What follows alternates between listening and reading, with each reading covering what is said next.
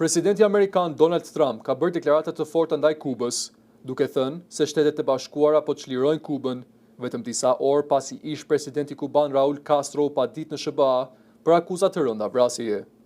Gjatë një deklarate në bazën ajrore Joint Base Andrews në Maryland, Trump tha se komuniteti kuban në Miami dhe familjet që kanë vuajtur për dekada nga regjimi komunist e kanë pritur me emocione vendimin e Departamentit të Shtetit.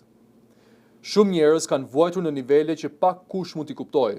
Po çlirojmë Kubën, tha presidenti.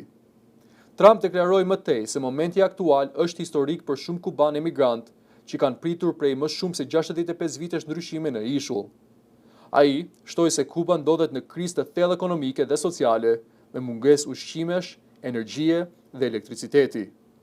Megjithatë, presidenti amerikan tha se nuk pret një përshkallëzim të konfliktit me Havanën. Nuk mendoi se do të ketë përshkallëzim. Vendi i tyre po shkatërrohet dhe ata kanë humbur kontrollin mbi Kubën, theksoi më tej Trump. Deklaratat vijnë pasi ish lideri kuban Raul Castro u akuzua zyrtarisht në një gjykatë federale në Miami për komplot për vrasjen e shtetasve amerikan, 4 akuza për vrasje dhe shkatërrim avionësh.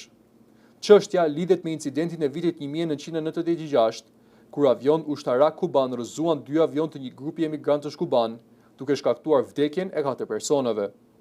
Padia konsiderohet një përshkallëzim i madh i presionit amerikan ndaj qeverisë komuniste kubane, ndërsa marrëdhëniet mes dy vendeve vazhdojnë të tensionohen.